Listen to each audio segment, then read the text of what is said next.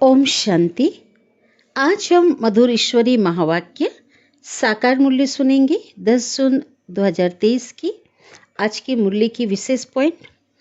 परमात्मा पिता पर जितना मेरेपन का हम अधिकार रखते हैं उतना ही हम समर्थवान शक्तिशाली बनते हैं। इसलिए सदा स्मृति में रहे, भगवान मेरा है। लोग अपने साधना और भावना के आधार पर अनेकों का साक्षात्कार करते रहते हैं, पर बाबा कहते हैं उनसे कुछ भी फायदा नहीं है। इसलिए आप बच्चों को साक्षात्कार की आस नहीं रखनी है।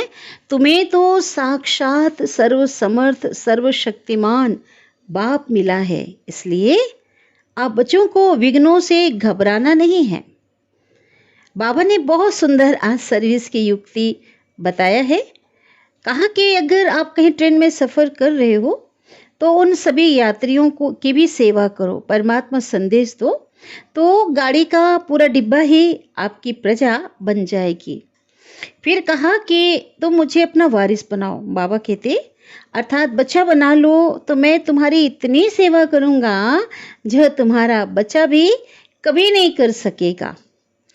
तो अभी फिर बाबा ने कहा कि सभी गुरुओं को, बहुत सुंदर पॉइंट थी आज की मुरली की, और एक स्पेशल पॉइंट है कि जब सभी गुरुओं को ये पता चल जाएगा कि हमको भी मुक्ति देने वाला बाबा है, परमात्मा है, तो फिर ये भारत बड़ा तीर्थ बन जाएगा। बहुत भीड़ लगेगी, पर सभी यहाँ आ नहीं सकेंगे, है ना, यहाँ रह नहीं सकते क्योंकि हर चीज़ की कमी होगी। और फिर जो उन गुरुओं के फॉलोअर्स को जब पता चलेगा ना, तो ये भी बहुत खुश होंगे कि ओहो, हमारा बाबा जो इन गुरुओं को भी मुक्ति देने वाला है, उनका जन्म स्थान भारत में होता है, वो आया है, तो बहुत खुशी होगी। तो बहुत प्यारी मुरली आज की चली है। बहुत बाबा ने नशा चढ़ाया है और बहुत अच्छे डायरेक्शन हम बच्चों को दिए हैं। तो अभी हम विस्तार से उस ईश्वरी महावाक्य को सुनते हैं। आज की मुरली का सार है, मीठे बाबा कहते हैं, मीठे बच्चे, अशरीरी बनने की ड्रिल नंबर 1 ड्रिल है। इससे वायुमंडल में सन्नाटा छा जाता है। तो परमात्मा बाप का डायरेक्शन है, इसी ड्रिल का अभ्यास करो, है ना। बाबा अशरीरी बनने का एक्सरसाइज क्यों करने के लिए कह रहे हैं? क्योंकि हम आत्माएं अशरीरी बन करके इस सृष्टि रंगमंच में आए थे और हमें अशरीरी बनकर ही वापस आना है। इस शरीर को तो यही छोड़ना है। साथ ही अशरीरी बनकर के जब हम योग लगाते हैं तो इससे बाप से योग भी सहज लग जाता है। प्रश्न है, दुनिया के अनेक विघ्नों के बीच रहते हुए एक रस और खुशी में कौन रह सकते हैं?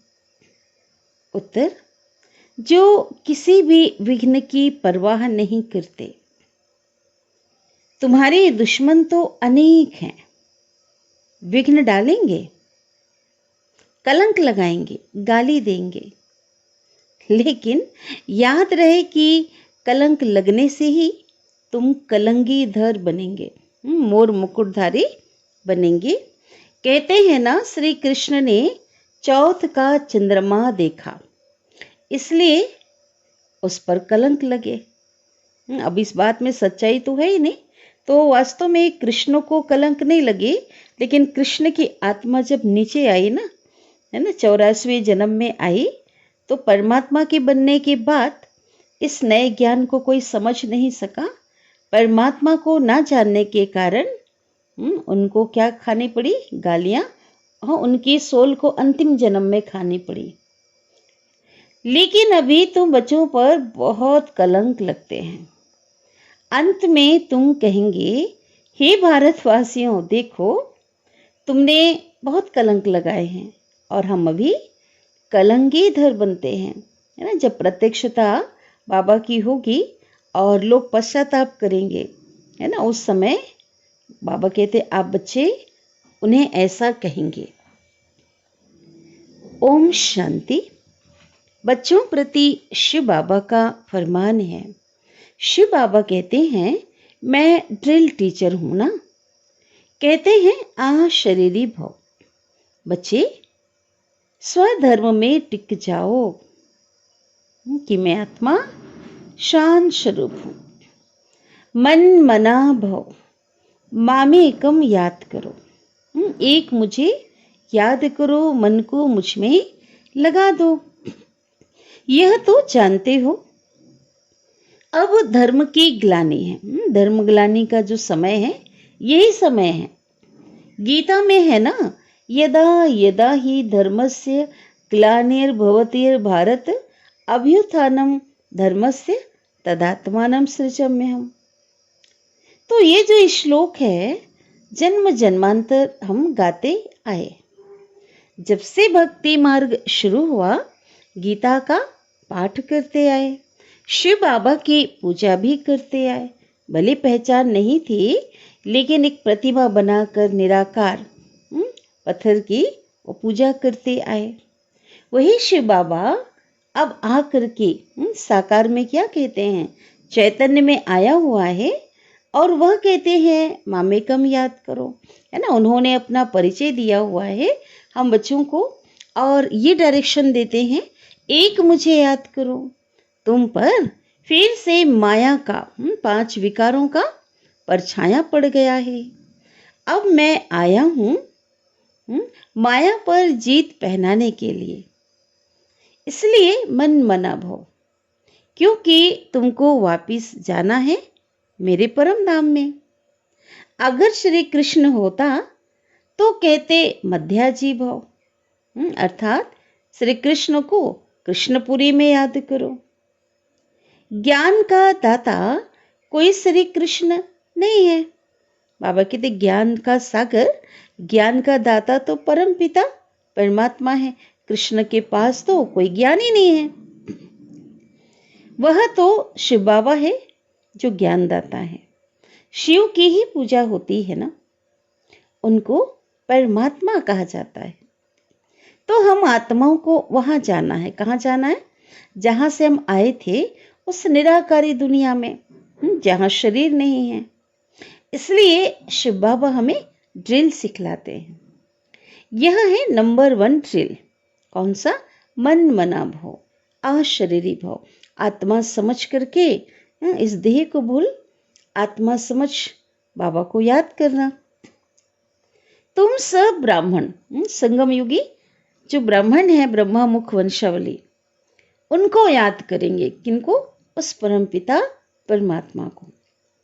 अगर कोई शूद्र यहाँ और कोई ख्याल में बैठा होगा तो वायुमंडल को क्या करेगा? खराब कर देगा, क्योंकि संकल्पों का प्रभाव वायुमंडल पे पड़ता है ना। अगर किसी को परमात्मा का परिचय नहीं है, यथार्थ रीति नहीं जानते, तो देहभान में है तो व्यर्थ का उनके अंदर ख्याल चलेगा, नेगेटिव ख्याल चलेगा। उस एक को जब सभी याद करेंगे, उस परम पिता को, तो सन्नाटा छा जाएगा। एकदम होता है ना, जब योग लगाते हैं संगठन में, एकदम शांति सन्नाटा छा जाता है, क्योंकि यहाँ शोरगुल तो कुछ होता नहीं। जैसे ही कोई मरता है ना, तो सन्नाटा हो जाता है। तो आत्मा के अशरीरी होने का प्रभाव पड़ता है। तो अब शिव बाबा कहते हैं, तुम सब आत्माओं को मैं वापिस ले जाऊंगा। शरीर तो यहीं पे छूट जाएगा, लेकिन किसे ले जाऊंगा? आत्माओं को। काल तो एक आत्मा को ले जाता है, लेकिन मैं कौन हूं? मैं तो महाकाल हूं, है ना। महाकाल क्यों कहते? मैं तो सबको ले जाऊंगा, कालों का काल हूं, सबको आया ही हूं लेने के लिए।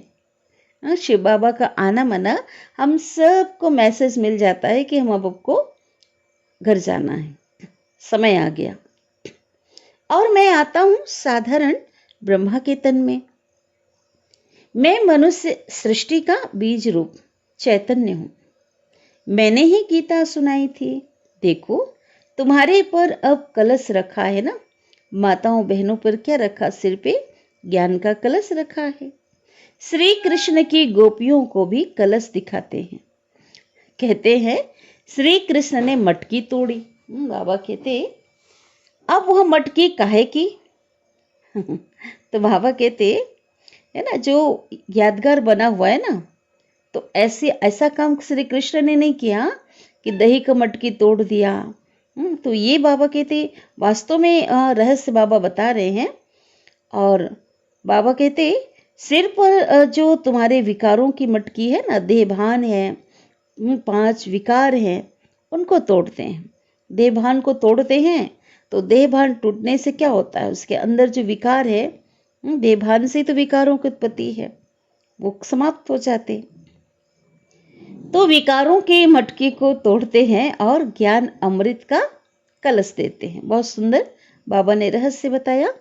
बाकी सतयुग में कोई ऐसी बात तो हो नहीं सकती है ना, क्योंकि वहां तो सब मर्यादा पुरुषोत्तम है, श्रेष्ठाचारी हैं, ऐसा कोई काम नहीं करेंगे, है ना। गोपियां तो तुम हो। गोपी वल्लभ की गोपियों पर जो जहर का कलश था ना, वह फोड़कर अमृत का कलश रखते हैं। तो इसमें बुद्धि बहुत अच्छी चाहिए, तब धारणा हो सकेगी। गोपियों का वल्लभ गोपियों का वल्लभ कौन है? बाप कौन है? शिव बाबा है। श्री कृष्ण को वल्लभ नहीं कह सकते। ठीक है, लिखा है गोपियों को भगाया, अब बाप थोड़ी ही भगाएंगे। यह तो कायदा ही नहीं है। बाबा समझाते हैं जब कोई महात्मा कहे कि शिव अहम, कहते हैं ना महात्मा हम ही शिव हैं, तो उनको बोलो कि एक तरफ कहते हो महात्मा, अपने को क्या कहलाते हो? महात्मा यानी महान आत्मा। फिर अपने को परमात्मा अथवा शिव अहम क्यों कहते हो? बाबा कहते पूछो, जो वो बोलते हैं ना, इसी शब्दों पे उनको पकड़ो, फिर कोई जवाब नहीं होगा ना। महान आत्मा तो पवित्र आत्मा ठहरे ना, तो यह राज समझाना है। इसको ज्ञान का धर्म युद्ध कहा जाता है। उन्हों के पास है शास्त्रों के मत और तुम्हारे पास है श्रीमत। तो शिव बाबा कहते हैं मैं आता ही तब हूं जब राजयोग मुझे सिखलाना है। भारत के ऊपर ही यह सारा खेल है। हीरोइन का जो पाठ है वो भारतवासियों को मिला हुआ है। कल बाबा कह रहे थे माता पिता जो शिव बाबा और जिस तन में आते हैं उनका रथ, इनका मुख्य पाठ है। उनके बाद किनका है? बाबा कहते भारतवासियों को मिला हुआ है। वास्तव में वंदे मातरम भी इन माताओं को कहा जाता है ना। माताओं की वंदना की जाती है, माताओं की जय कही जाती है। वह लोग तो भूमि को मातरम कहते हैं। अब भूमि तो तत्व है, उनको थोड़े ही माता कहा जा सकता है। इस धरनी में रहने वाली वास्तव में तुम माताएं हो, तुमको ही वंदे मातरम कहा जाता है। परमात्मा ही आकर के बाप दादा दोनों ऊंचा उठाते हैं, महिमा करते। वह भूमि को वंदे मातरम कहते हैं। ये तो भूत पूजा हो गई। अभी तुम बच्चे 5 भूत है ना, 5 तत्व, 5 भूत कहते हैं ना उसको। अभी तो तुम बच्चे योग बल से अपनी बादशाही लेते हो। सब मेहनत करते रहते हैं पवित्र बन बादशाही लेने के लिए। जिस तरफ साक्षात सर्वसमर्थ सर्वशक्तिमान बाप है ना, उनकी ही जीत होनी है। कहते हैं ना जिसकी तरफ बाबा आप हैं उसकी हमेशा जीत है।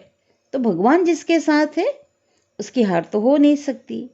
परमात्मा की महिमा बिल्कुल अलग है, बिल्कुल अलग है। कोई कहते हैं ना सागर को स्याही बनाकर भी उसकी महिमा का गायन नहीं कर सकते।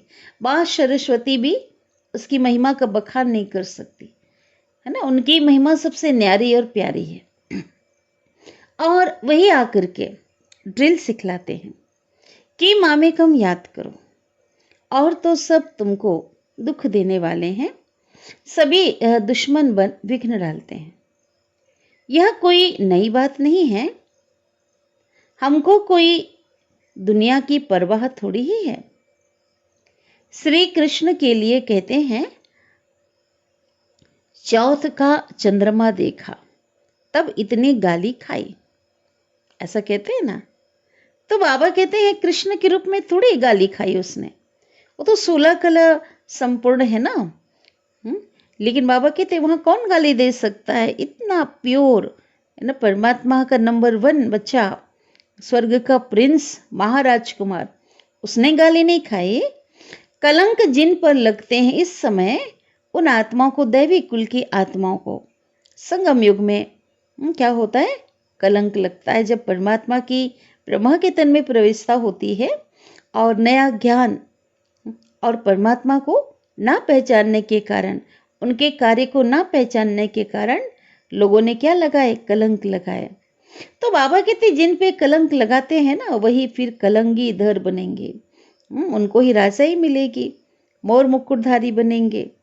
फिर अंत में कहेंगे, कौन कहेंगे, बाबा कहते वही बच्चे जिन पे कलंक लगाया था, जब प्रत्यक्षता जोरों से होगी है ना, भगवान को पहचानेंगे तो क्या कहेंगे, अरे भारतवासियों, तुमने देखो हमें कितनी गालियां दी, देखो हम तो यह बन रहे हैं, राज्य भाग्य ले रहे हैं। लड़ाई के मैदान पर तो बहुत सहन करना पड़ता है, तो जो राज्य भाग्य देते हैं उन पर बलिहार जाना पड़ता है। तो यह शिव बाबा समझा रहे हैं, यह दादा अपने को कोई भगवान नहीं समझते हैं, है ना। लोगों को ये लगता था उस समय साकार में कि दादा अपने को भगवान समझ रहा है। तो शिव बाबा समझा रहे हैं, इसने तो कभी नहीं कहा कि मैं भगवान हूं। देखो आज की डेट में कितने मनुष्य अपने को भगवान कहकर मान के चल रहे हैं, अपने पूजा करवा रहे हैं, लेकिन इन्होंने कभी भी नहीं कहा। इसलिए शिव बाबा कहते हैं, बच्चे यह तुम्हारा कल्प कल्प का पाठ है। तुम भी कहेंगे जब जब धर्म की ग्लानि होती है तब बाबा आते हैं। हाँ, जब जब धर्म की ग्लानि होती है तब बाबा आते हैं। अभी आया हुआ है, बहुत बड़ी बात है, आया हुआ है प्रैक्टिकल में, और हम उस परमपिता परमात्मा से, शिव बाबा से वर्षा ले रहे हैं। तो निमंत्रण पत्र में भी लौकिक बाप के हद के वर्षे और पारलौकिक बाप के वर्षे वाली पॉइंट बहुत अच्छी लिखी हुई है ना। जब कोई निमंत्रण दिया जाता था उस समय जो कार्ड छपते थे निमंत्रण का, उसमें ऐसा लिखा हुआ था, बेहद के बाप से बेहद का वर्षा मिलता है। लक्ष्मी नारायण को बेहद का, विश्व की बादशाही का वर्षा किसने दिया, किसी को पता नहीं किसने दिया, शिव बाबा ने दिया संगम में। तो ये सब बातें समझने की बातें हैं। हमारा यह सितम सहन करने का पार्ट है ना। शुरू शुरू आत्माओं को बहुत सहन करना पड़ा, घर वालों ने सताया, लोगों ने सताया, कितना बोला, कष्ट दिया। तो बाबा कहते पाठ ही है ना, 21 जन्मों के लिए बादशाही मिलती है तो थोड़ा सा सहन कर लिया तो कौन सी बड़ी बात है। तो इसमें मेहनत भी तो करनी पड़ती है ना। गाया जाता है, सन सोच फादर, स्टूडेंट सोच टीचर, है ना। जो बच्चे ही क्या करते हैं, अपने श्रेष्ठ कर्मों के द्वारा अपने पिता का नाम रोशन करते हैं, और स्टूडेंट अच्छा पढ़ेंगे तो टीचर का नाम होता है। अब तो तुम्हारा रियल पार्ट है, तुम समझा सकते हो। वही परमात्मा ही हमारा बाप, टीचर, सदगुरु है। वही मनुष्य सृष्टि का बीज रूप, चैतन्य बीज रूप रचयिता है। सब जीव आत्माओं का बाप है, आत्माओं का पिता है। उनको सर्वव्यापी कैसे कहेंगे भाई, सबके अंदर सब जगह व्याप्त तो कैसे हो सकता है। उसके लिए कहते ना, ऊंचा तेरा धाम ऊपर वाला। तो बाबा तो ऊपर में रहने वाला है ना, परम धाम में रहने वाला है। गीता में भी कहा ना, मैं सूरज चांद तारों के भी पार उस परम धाम का रहने वाला। तो परम धाम ऊपर में रहने वाला है, तब तो दुख में सब उनको याद करते। जब भी याद करते तो उनकी बुद्धि कहाँ चली जाती है, ऊपर चली जाती। वह आते ही तब हैं इस साकार सृष्टि पे जब धर्म की ग्लानि होती है। तो शिव बाबा कहते हैं हमारी जन्मभूमि में, हमारी जन्मभूमि में ना बाबा की अवतरण भूमि है ना, भारत के रहवासी जब बहुत दुखी होते हैं ना, तब मुझे आना पड़ता है, क्योंकि सब मुझे पुकारते हैं, बुलाते हैं, और मेरे आए मेरे बिना तो कोई और उन्हें दुख से छुड़ा नहीं सकता, इसलिए मुझे आना ही पड़ता है, क्योंकि मैं ही लिबरेट करता हूँ। परमात्मा की जन्मभूमि भारत है। यह अक्षर कोई के मुख से कभी निकलेगा नहीं। अगर सब परमात्मा हो तो सबकी जन्मभूमि भारत होगी। बाबा कहते हैं सभी प्रिसेप्टर को, जितने भी गुरु हैं ना, धर्म पिता हैं, तो उनको भी मैं कहाँ ले जाता? मुक्ति धाम में ले जाता हूँ। जब उन्हों को यह मालूम पड़े कि हमको मुक्ति देने वाला बाबा है, वह भारत में ही जन्म लेते हैं, तो भारत बहुत बड़ा भारी तीर्थ बन जाए। जितने धर्म गुरुओं को पता चल जाए, फिर तो सबकी भीड़ लग जाए यहाँ पे, सभी को मालूम पड़े, परंतु आ कैसे सके? पता भी चलेगा ना तो सब आ नहीं सकते, कह रहे बाबा। सभी तो भारत में आ ना सके। क्यों? क्योंकि इतना तो अन्न नहीं है ना, सब चीज चाहिए ना, रह तो सकती नहीं। तो यह सुनकर बहुत खुश होंगे, जब उन्हें ये मैसेज मिलेगा तो बहुत खुश होंगे। ओहो, हमारा बाबा जो इन गुरुओं को भी, है ना, जो देहधारी गुरु हैं, धर्म गुरु हैं, इनको भी मुक्ति देते हैं, और उनका जन्म भारत में होता है, तो बहुत खुशी होगी ना। पहचानेंगे तो नॉलेज से ना। देखो, बाबा को हम पहचान मिली, बाबा की सत्य पहचान तो ईश्वरीय ज्ञान के द्वारा मिली ना। तो पहले तो नॉलेज से पहचानेंगे, और क्या देखेंगे? ब्राह्मणों में जब किसकी सोल आती है, तो उनके भी बोलने से पहचानते हैं ना। बिगर बोलने से पहचान कैसे हो सकती है? बात करने से तो मालूम पड़ेगा ना कि बरोबर फलानी आत्मा है शरीर में, और वो आत्मा बोल रही है। तो शिव बाबा भी जब नॉलेज दे, तब समझें कि शिव बाबा बोलते हैं, है ना। आज हम जैसे प्रैक्टिकल में आज महसूस कर रहे हैं, बाबा कैसे आप बोलते हैं, कैसे ज्ञान देते हैं, है ना, जो और कोई दे ही नहीं सकता। यह सिवाय बाप के और कोई समझा ना सके। कभी कभी कोई कहते हैं हम शिव बाबा से बात करें, परंतु उनको पहचानेंगे कैसे? समझ भी नहीं सकेंगे। तो बुद्धि से समझना चाहिए कि यह नॉलेज, ये ज्ञान बाबा के सिवाय कोई दे ही नहीं सकता, क्योंकि किसी के पास है ही नहीं। वही ज्ञान का सागर है जो रचयिता और रचना का के आदि मध्य अंत का ज्ञान देते हैं। परफेक्ट ज्ञान है वो। देखो कहाँ कहाँ बच्चियां बिगड़ देखे तड़प रही हैं उस समय, है ना, दूर थे लेकिन एक पहचान मिल गई, और बाबा को देखा नहीं है, लेकिन अंदर का प्यार इतना है कि बाबा को देखने के लिए, बाबा से मिलने के लिए तड़प रही हैं, शिव बाबा से मिलने के लिए तड़प रही हैं। जरूर उनकी ताकत है ना जो खिंचती, भाई भगवान के पास वो ताकत है ना। याद कर रहे हैं दूर से, वो अनुभूति हो रही है, वो प्यार आ रहा है, कशिश होती है। तो क्या होता है कि बहुत उनकी जो भावना होती है ना, प्रगाढ़ उनके अंदर जो प्रेम होता है परमात्मा के प्रति, तो उन्हों को सफेद पोस का साक्षात्कार करा देते हैं, है ना। कोई दिख रहा सफेद ड्रेस में उनको कि सेंटर का पता बता रहे हैं, कहीं ब्रह्मा बाबा ही दिख रहे हैं, कोई बीके भाई बहने ही जैसे उनको बता रहे हैं, तो बाबा उनको सफेद जो ड्रेस है उसका साक्षात्कार कराते हैं। इसलिए बाबा कभी हमारी ड्रेस बदलने नहीं देते हैं, तो उनकी नॉलेज से मालूम पड़ता है।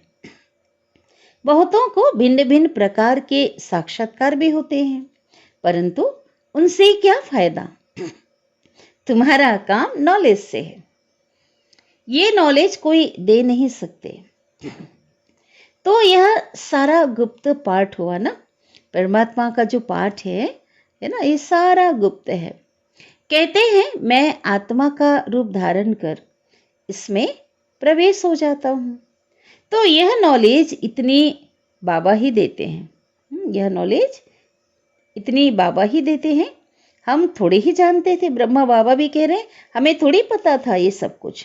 भले भक्ति करते थे, मेरे इतने गुरु थे, मैंने इतने वेद पुराण शास्त्र पढ़े हुए थे, लेकिन ये थोड़ी पता था मुझे। बाबा देखो कितनी कमाल करते हैं। ब्रह्मा बाबा भी शिव बाबा की महिमा कर रहे हैं। कहते हैं मुझे अपना वारिस बनाओ, बच्चा बनाओ, तो मैं तुम्हारी इतनी सेवा करूंगा जो लौकिक बच्चा भी कभी नहीं कर सकता। जिसको आपने जन्म दिया है ना, वो भी उतनी सेवा नहीं कर सकेगा जितना मैं करूंगा। मुझे एक बच्चा तो बनाओ। कितनी बड़ी बात बाबा ने कहा। मैं तुमको 21 जन्म के लिए राज्य भाग्य दूंगा, फिर भी अगर वारिस ना बनाए तो तकदीर कहा जाता है ना। जिसकी तकदीर में होगा वही उनको वारिस बनाएगा। तुम बच्चियां जानती हो हम शिव बाबा से वर्षा लेने के लिए यहाँ आए हैं। शिव बाबा को और बैकुंठ को तुम सिवाय दिव्य दृष्टि के देख ना सको। ज्ञान तो बिल्कुल क्लियर मिल रहा है ना। हमको बाबा राजयोग सिखलाते हैं। ऊंची ते ऊंच वर्षा है बैकुंठ की बादशाही, सो भी पढ़ाई से मिलती है। कोई भी राजयोग सिखला ना सके। हम नर से नारायण बनेंगे। यह राजयोग सिखलाते ही बाबा कब हैं? परमात्मा कब सिखलाते? जब सृष्टि का अंत है, अंत के समय में। तब तो फिर सतयुग में राजा रानी बनेंगे। भाई इस संगम युग के बाद ही तो सतयुग आएगा ना। और यह मुसलों की लड़ाई प्रसिद्ध है, जिसे आधुनिक भाषा में मिसाइल्स कहते हैं। बम्स मिसाइल है ना। महाभारत की जो भाषा में है मुसल्स। गीता से देवी देवता धर्म की स्थापना हुई। उस समय तो और कोई धर्म था ही नहीं। तो ये सब कहाँ गए बाबा कहते? अभी देखो इतने सारे धर्म हैं। सतयुग में तो बस एक ही धर्म होगा, सनातन धर्म। कहाँ गए? विनाश हुआ। बिल्कुल सहज बात है।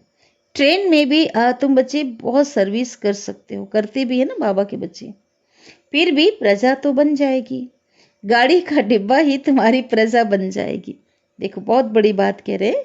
क्योंकि अगर किसी को भी थोड़ा भी ईश्वरी संदेश दिया ना, ज्ञान का बीज गया तो अविनाशी बीज है, तो उस आधार से प्रजा बनकर लास्ट में आ जाएगी।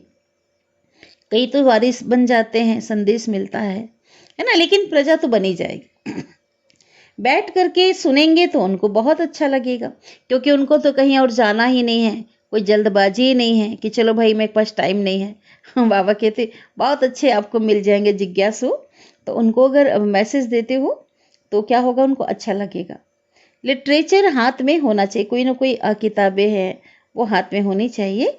साथ में लाडला श्री कृष्ण भी होना चाहिए। बाबा अपने बच्चे को शिव बाबा कह रहे हैं, ये ब्रह्मा बाबा नहीं कह रहे। कौन कह रहा है? शिव बाबा। कि जो मेरा लाडला है ना श्री कृष्ण भी होना चाहिए, मना उसका चित्र भी हो, ताकि उसके बारे में समझा सकते हैं। अच्छा, मीठे मीठे बाबा की ओर से याद प्यार लेते।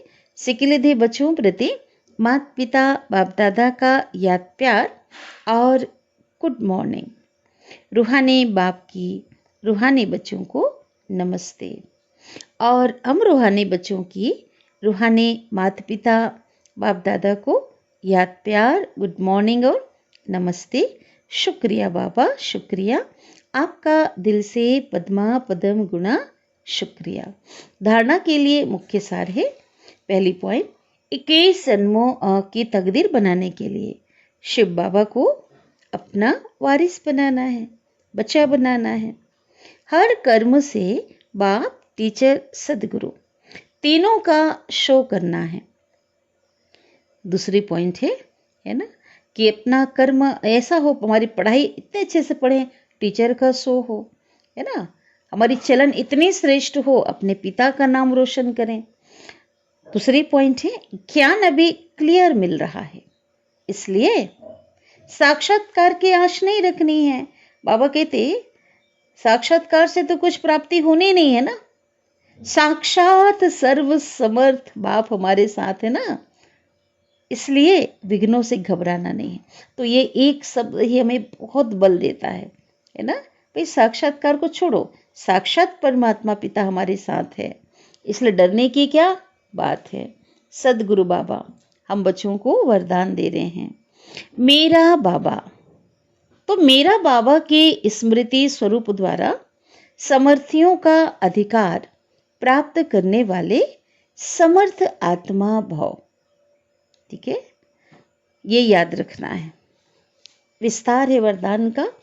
कल्प पहले की स्मृति आते ही बच्चे कहते हैं पहचान कर बाबा को, बाबा बाबा कहते हैं। बच्चे कहते हैं तुम मेरे हो, और बाप कहते हैं तुम मेरे हो। दोनों एक दूसरे को पहचानने के बाद क्या कहते हैं, मेरा कहते हैं। इस मेरेपन की, मेरा माना अधिकार, इस मेरेपन की स्मृति से नया जीवन, नया जहान मिल गया, जैसे एक नई दुनिया ही बस गई है ना।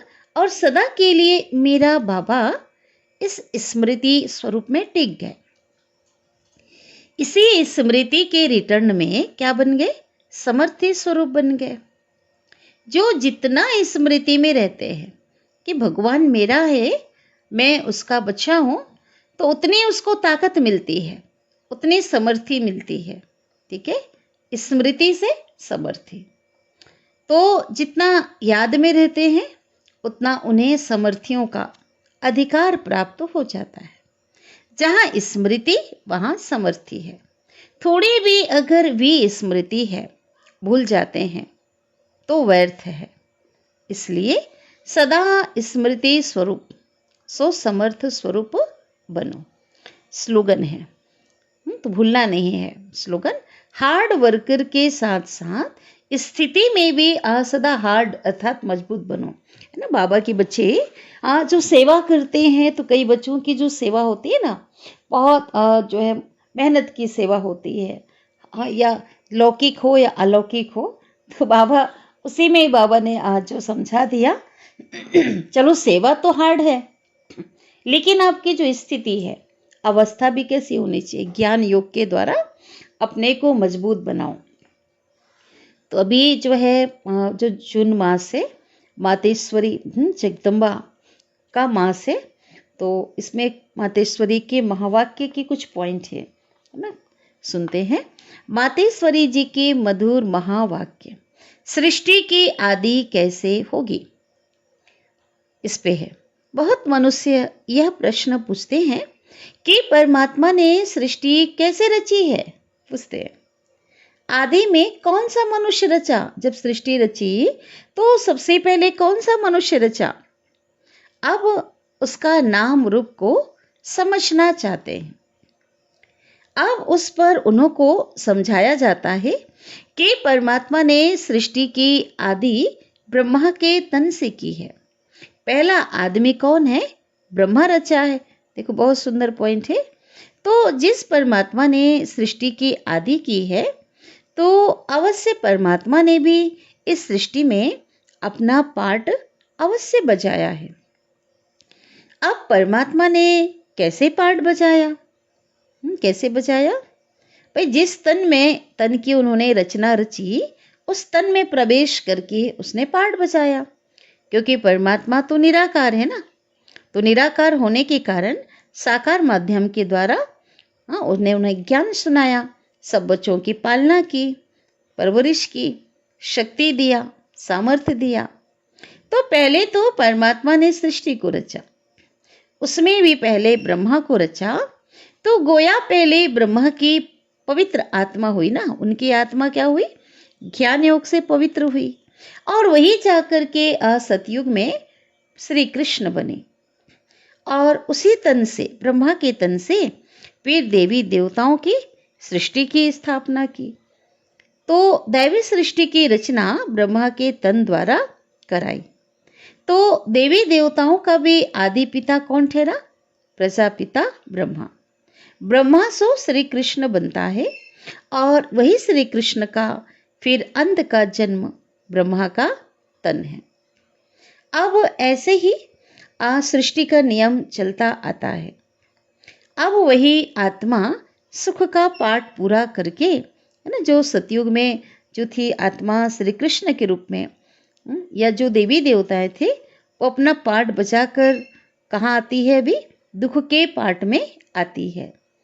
तो रजो तमो अवस्था पास कर फिर उनको कहते हैं, ठीक है। तो आत्मा क्या करती है? पहले सतो प्रधान पाठ बजाती, सतयुग में, त्रेता में सतो, द्वापर में रजो, और अभी तमो अवस्था को पार करके फिर शूद्र से ब्राह्मण बनते हैं। संगम में बाबा क्या बनाते? शूद्र से ब्राह्मण। तो हम हैं ब्रह्मावंशी, सो शिववंशी, सच्चे ब्राह्मण। अब ब्रह्मावंशी उसको कहते हैं जो ब्रह्मा के द्वारा अविनाशी ज्ञान ले पवित्र बनते हैं। तो इससे सिद्ध है कि सृष्टि का आदि पिता है बाबा ब्रह्मा, प्रजापिता ब्रह्मा। तो बहुत अच्छी मुरली बाबा ने हम बच्चों को सुनाई, मम्मा ने भी बहुत सुंदर व्याख्या करके उसको सरल किया। अच्छा, ओम शांति।